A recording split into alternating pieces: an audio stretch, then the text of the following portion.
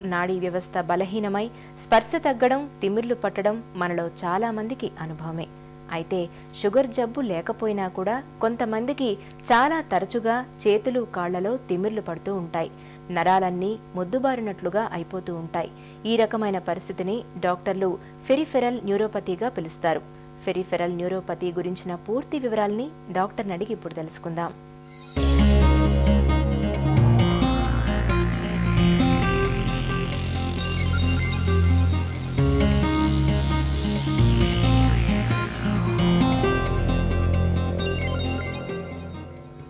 Peripheral neuropathy అంటే ఏంటి?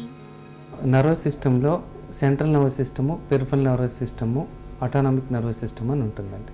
Brain, spinal cord ఉన్న బయట నర్వస్ని పెరిఫెరల్ నర్వస్ సిస్టమ్ అంటాం. అంటే ఈ పెరిఫెరల్ నర్వస్ సిస్టము బయట ఉన్న ఆర్గన్స్కి బ్రెయిన్కి, స్పైనల్ కార్డ్కి కనెక్ట్ చేస్తుందండి.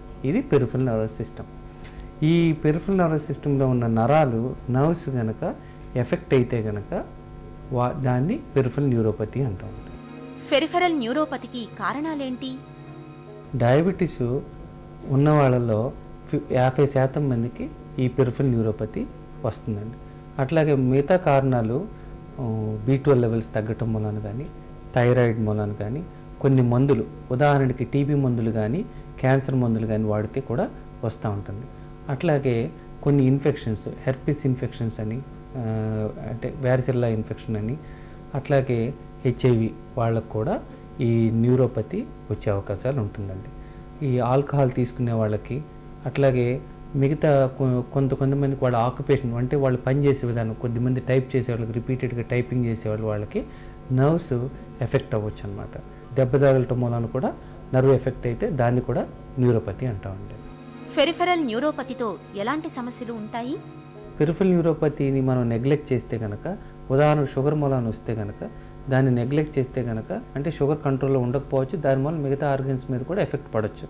అట్లాగే నర్వ్స్ మీద కూడా ఎఫెక్ట్ పడినప్పుడు ఏం జరుగుతుందంటే, స్పర్శ సరిగ్గా లేకపోవటం వలన వీళ్ళకి స్పర్శ అనేది ఇప్పుడు ప్రొటెక్టివ్ ఫినామినల్. అంటే మనం గబిక్కిన ఏదైనా వేడి గ్లాస్ పట్టుకున్నా కూడా గబిక్కిన చేతులు తీసేస్తాం. అట్లాగే లోకల్గా ఏదైనా ప్రెషర్ ఎక్కువ ఉన్నా కూడా లోకల్గా ఆ స్పర్శ తెలవటం వలన వెంటనే మనం దాన్ని పొజిషన్ అది మార్చుకుంటాం. ఇలాంటి ఈ పెరిఫెరల్ న్యూరోపతి మూలాన ఈ ప్రొటెక్టివ్ ఫినామినా, ఈ ప్రొటెక్షన్ లేకపోవటం వలన వీళ్ళకి ఇంజురీస్ అయ్యే అవకాశాలు ఎక్కువ ఉంటాయి. అట్లాగే ఇవి ఇంజురీస్ అవ్వటం వలన హీలింగ్ కూడా, అంటే గాయం మానటం కూడా డిలే అయ్యే అవకాశం ఉంటుందండి. పెరిఫెరల్ న్యూరోపతిని ఎలా నిర్ధారిస్తారు? క్లినికల్గా హిస్టరీ తీసుకోవాలండి. హిస్టరీ అంటే వాళ్ళకి సిమ్టమ్స్ ఎలా ఉన్నాయి, అంటే కాళ్ళు చేతులు తిమ్మిర్లు ఉన్నాయా, కాళ్ళల్లో చేతుల్లో వీక్నెస్ ఏమైనా ఉందా, అట్లాగే గుండె దడదడ కొట్టుకోవటం కానీ, లేకపోతే సడన్గా లేచి నుంచున్నప్పుడు ఏమైనా కళ్ళు తిరగటం లాంటివి కానీ ఏమైనా ఉన్నాయేమో సిమ్టమ్స్ని తీసుకోవాలండి. అట్లాగే వీళ్ళకి క్లినికల్గా కూడా ఎగ్జామిన్ చేయాలి. మనం ఎగ్జామిన్ చేయటం అంటే స్పర్శ తగ్గిందా, వీళ్ళకి ఏమన్నా వాళ్ళు చెప్పిన సిమ్టమ్స్కి కాళ్ళు చేతుల్లో నిజంగా వీక్నెస్ ఉందా ఏమన్నా అనేది చూడాలి. అది చూసిన తర్వాత మిగతా పరీక్షలు ఉంటాయి. ఉదాహరణకి నర్వ్ కండక్షన్ స్టడీస్ అని ఉంటుందండి. ఆ నర్వ్ కండక్షన్ స్టడీస్ అనేది చేస్తే కనుక న్యూరోపతి ఉందా లేదా అనేది తెలుస్తుంది, ఎంత మోతాదులో ఉందో తెలుస్తుంది, సెన్సరీ సిస్టమ్ ఇన్వాల్వ్ అయిందా, సెన్సరీ మోటార్ కూడా ఇన్వాల్వ్ అయిందా, ఎంతవరకు ఉంది అనేది కూడా మనకు అవగాహన వస్తుంది. పెరిఫెరల్ న్యూరోపతికి చికిత్స ఎలా ఉంటుంది? షుగర్ మూలాన పెరిఫెరల్ న్యూరోపతి వస్తే కనుక షుగర్ని మనం కంట్రోల్ చేసుకోవాలి. అట్లాగే ఆల్కహాల్ తీసుకోవటం మూలాన కానీ, లేకపోతే వైటమిన్ డెఫిషియన్సీ, ముఖ్యంగా B12 డెఫిషియన్సీ లాంటివి ఉంటే కనుక దాన్ని కరెక్ట్ చేసుకోవాలండి. అట్లాగే రిపీటెడ్ ట్రామా, అంటే కొద్దిమందికి టైపిస్టులు, వీళ్ళకి ఒక దగ్గర నర్వ్ ఒత్తిడి తగలటం వలన కూడా న్యూరోపతి రావచ్చు. అట్లాగే వెన్నుపూసలో ఒకసారి కింద నర్వ్ వెళ్తూ ఉండేది, దాన్ని షియాటిక్ అంటాం, అది కూడా ఒక టైప్ ఆఫ్ న్యూరోపతి. అక్కడ కూడా నర్వ్ కంప్రెస్ అవ్వటం వలన వస్తుంది.